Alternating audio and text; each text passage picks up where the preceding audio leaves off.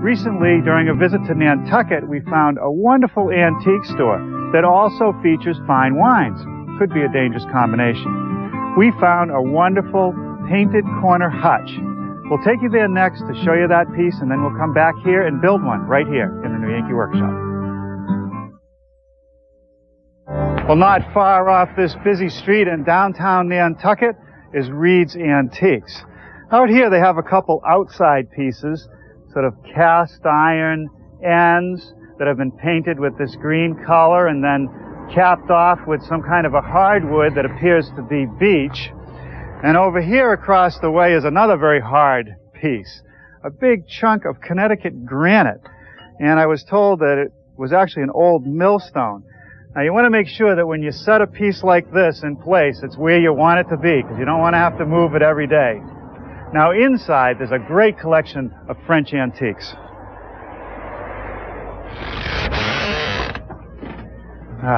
This is such a great place.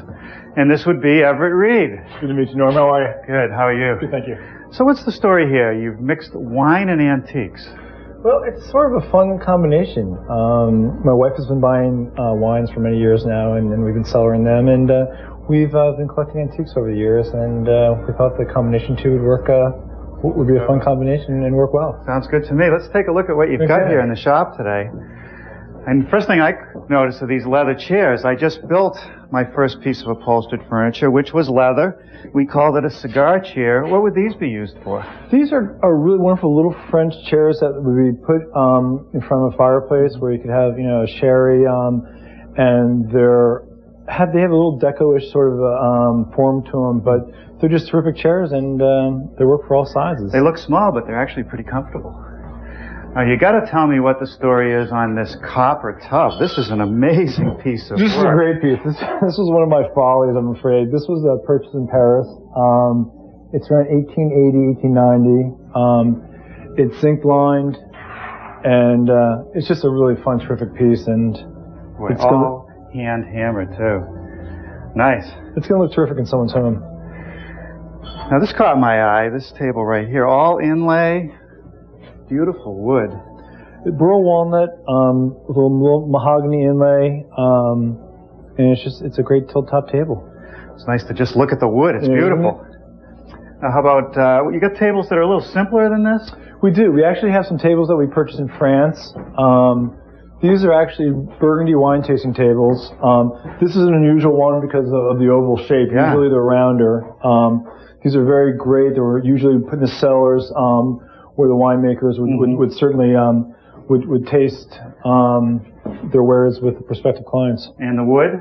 The wood is cherry, which is also unusual. So now this looks like there's a support system that allows it to flip down. Exactly. When the wine tastings were concluded, the table would actually flip up and then be placed in the corner. Great. Out of the way. Great. A great space saver. Now what about this mirror that's hanging near the stairway? Is that an antique piece? Well, the wood is was probably 1890, 1900. It's original paint on the wood. The glass itself is old, but it's been cobbled together in that sense. So you're using older materials and making a great piece, and I think it's just got great character to it. Has a nice look. You could never reproduce that kind of paint effectively. It's really difficult to. Wow, and this be the wine area. This is the wine room. This is Linda's room.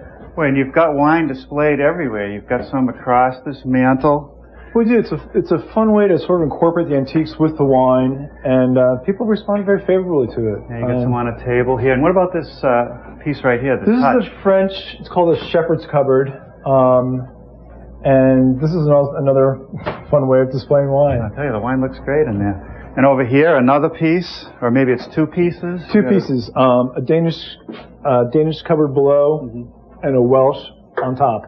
And plenty of room for the wine. Yeah, exactly. How about in here? Another room which have a variety of different pieces. Some American, these are some nice reproduction Windsors. We have an American step-back Hutch. And then another painted piece there. And another painted cupboard here. This is Pennsylvania. Now those look like milk paints. Are they milk paints? They are. On those? Well, one piece that caught my eye is this one here over in the corner, sort of a corner cupboard, but a little smaller than what I'm used to seeing. It is, and that's very unusual in that sense. They've used, once again, older wood, to create something I think is a very practical piece in terms of its size. It's very versatile, and it's a two-piece unit, which is, I think, very, very important for the smaller houses on Nantucket, where you got to squeeze things into tight spaces. Exactly. Well, we like pieces like this, one, because they're in two pieces, which makes them easy to move around, and two, because they are smaller and they will fit into nice small spaces. So, do you mind if I take a few measurements and maybe a few digital pictures? It's all yours. All right, now I'll check out the wine when Great. I'm done. Let's open a bottle. Well, here it is, our version of that painted corner hutch. Visitors to the shop love the proportions. It'll fit in a tight corner. They like this shelf rather than having the face of the cabinet go straight up. I built it in two sections so that it's easy to move around. And it can be painted so you can match it to your decor. The carcasses are made out of plywood. The face frame and doors are made out of poplar. There's a lot of soft edges, quarter-round moldings. The edges of the door are eased. There's a distinctive arch in the door frame as well as in the door panel. Now, the hinges were a lucky find, and we'll tell you where to get those in the measured drawing, which you'll hear more about before the program ends. Let's get started today building the carcasses.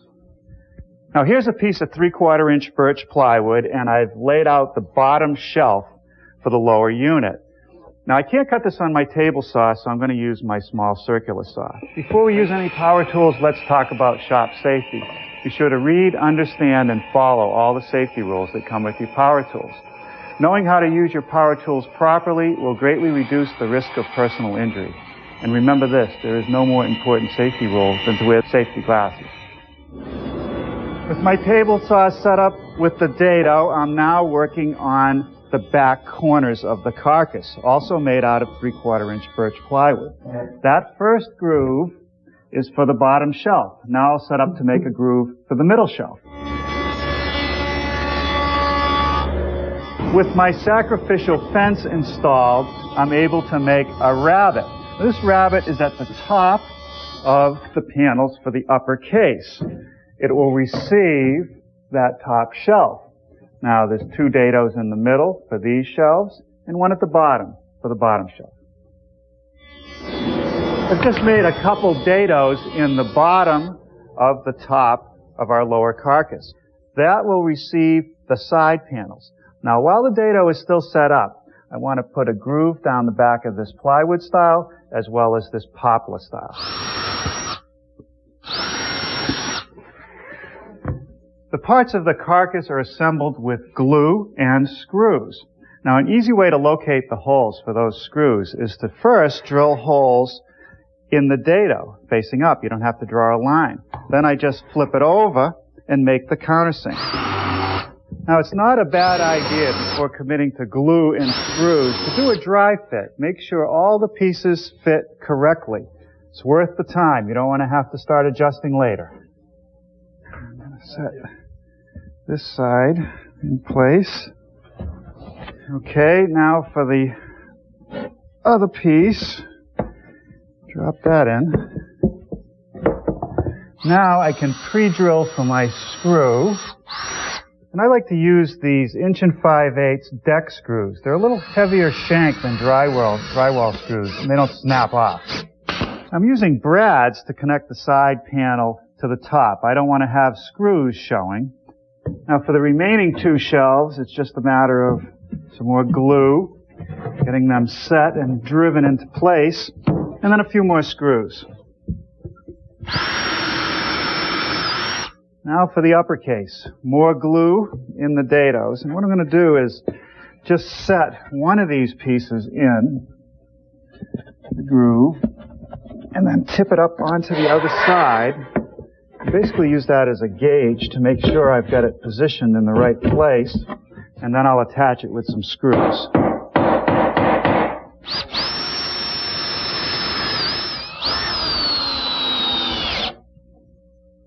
The edges of some of the shelves show, so I want to cover them. These two and the one down below. So I've ripped some pieces of 1/4-inch poplar, applied glue, and I'll secure them with some brads. Let's make some face frames. 4 pieces of wood joined together. And what I'm going to use to make the joint is pocket screw joinery.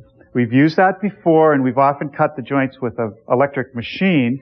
But this time we're going to use a very simple jig made out of plastic. It has a bushing on one end. Doesn't matter which way I set it in this direction, but I do want it to be flush on the end. I clamp it in place, and then I'll drill the hole using this step drill. There's a pilot drill on the end, and this creates the pocket, and a stop so it goes the right distance. Now there are a couple different types of screws to secure the joint.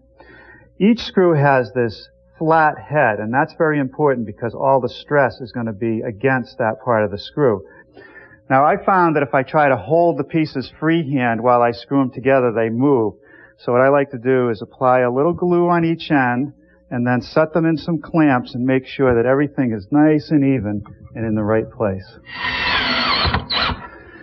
Okay, now I can take it out of the clamps. And I gotta say, I don't know of a better way or easier way to make a really strong face frame. I'm going to set the assembled face frame up against the carcass, and this piece, which has a groove in it, which goes along the corner here. And the issue is that I have to join these two pieces together. So I have to make a mitered cut, 22.5 degrees in this case. Okay, we're getting close. Now when we bevel this piece, the two will come together. Well, let's see how we did. And I'd say once that's glued and nailed, it's going to be fine. Well, now it's time for some assembly, and I'm going to put this piece on first and secure it with some 1.5 brads. Now a nice bead of glue on that miter joint. We'll slip the two pieces together.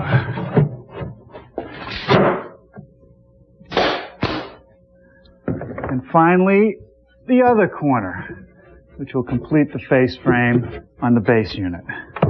I've tipped the carcass upside down, and there's no mechanical attachment between the rail and the top. If I take some scraps of plywood and put glue on two edges, slip them behind that rail, and secure it with a couple brads, I'll have a good solid connection. I'm not going to put any nails across the top of this rail. The glue will hold it together. You may recall that the stiles for the upper face frame started out as wider pieces. I put a dado in the piece to wrap the side of the cabinet, and now by making two 22-degree cuts, it folds around on itself and it'll fit the profile of the cabinet. A little bit of glue. And I'll secure this with some 1.25 brads. All right, we're off to a good start. Tomorrow we'll put some molding up at the top, take care of the shelf edge, put on some base, and make some doors. That ought to be fun.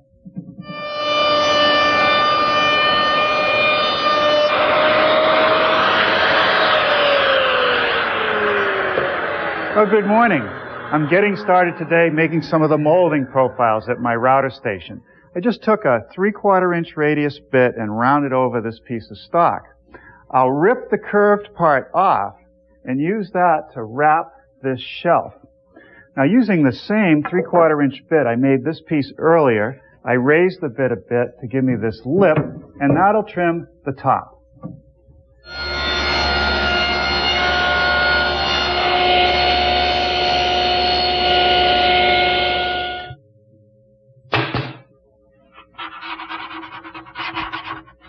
Here's that molding that I made for the top of the upper case.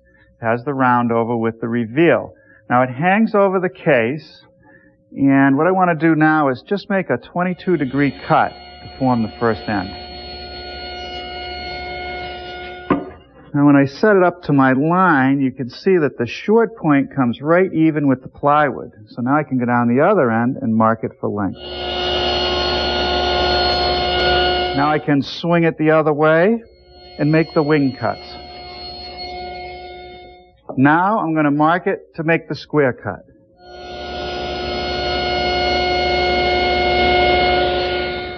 To help prevent this joint from opening up, I'm going to reinforce it with some biscuits. A little glue and a few brads will hold it in place.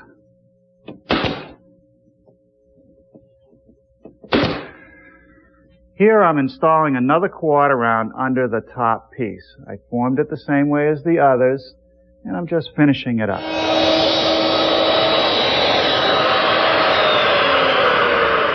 I've changed bits to run this profile.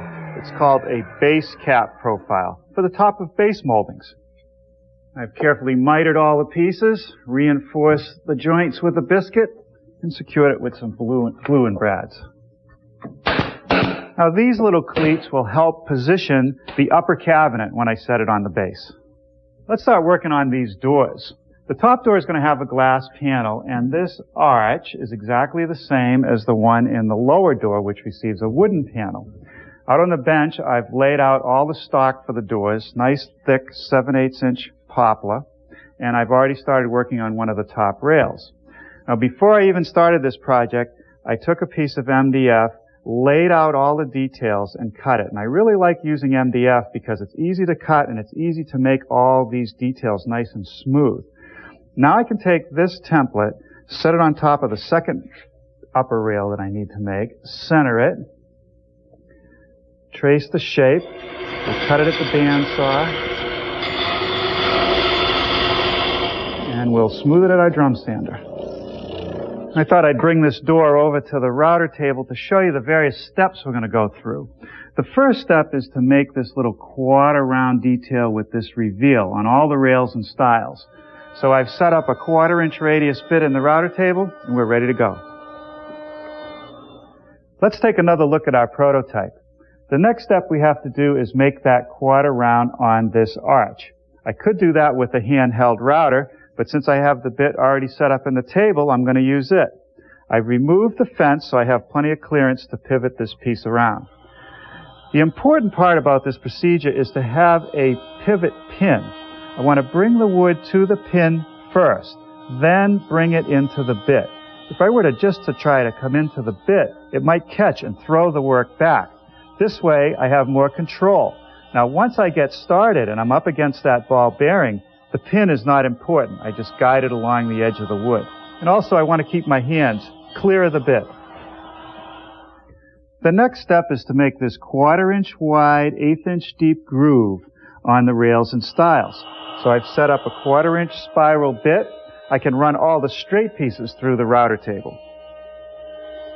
To make that 1/4 inch groove in this shaped rail, I made a template out of some MDF. I've set up my router with a collar and that same 1/4 inch bit. I'll guide the collar against the template to cut the detail. Now the router leaves rounded corners. I want to sharpen those up, just using a good chisel. Let's take another look at the prototype door. Just as with the antique, I'm going to plow out some material in this top rail to receive the glass panel. So I have yet another template made out of MDF, same collar and router bit that I just used, except it's set a little bit deeper.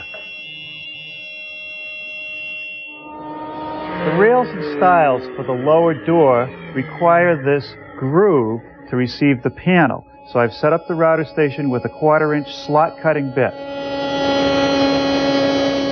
Just as before with the curved top, I can't use the fence.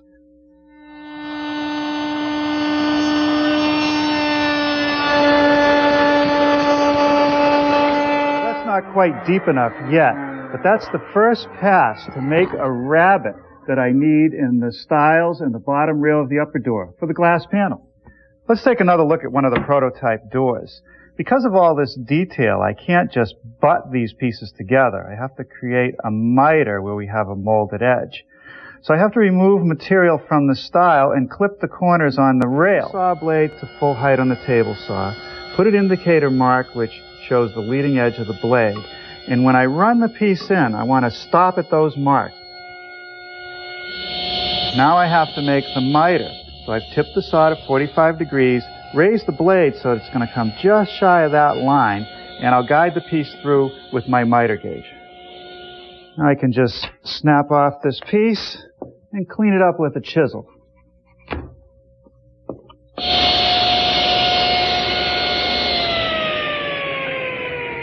Now I've just clipped the corner of the rail so that it'll fit into the miter of the stile.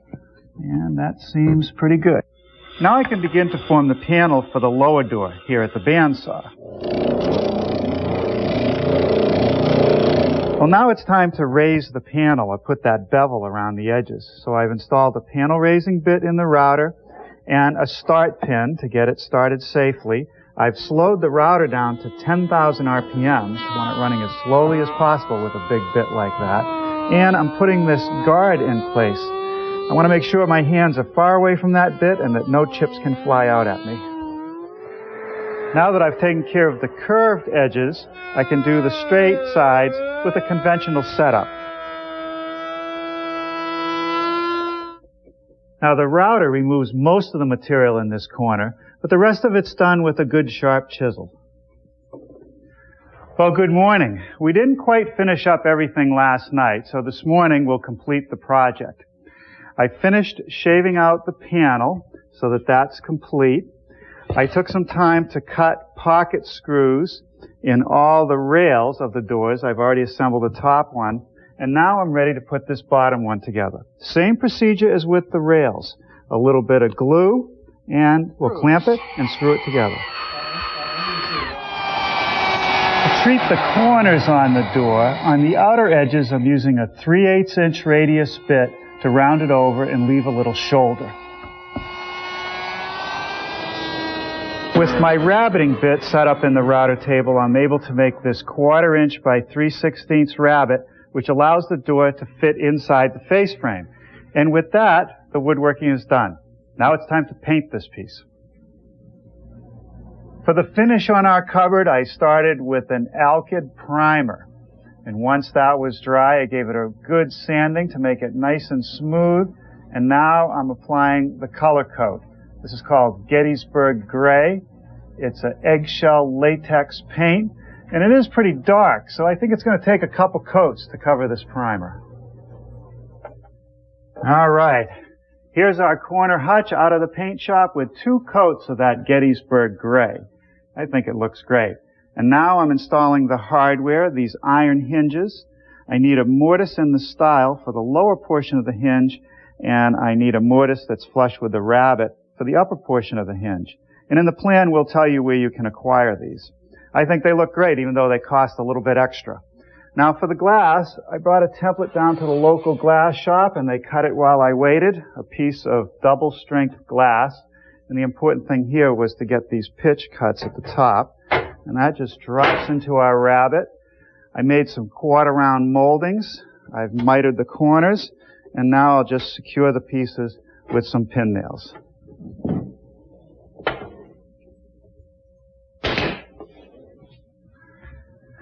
Well, here it is, one painted corner hutch with its curved top door, iron hardware, glass panel, and a fresh coat of historic color.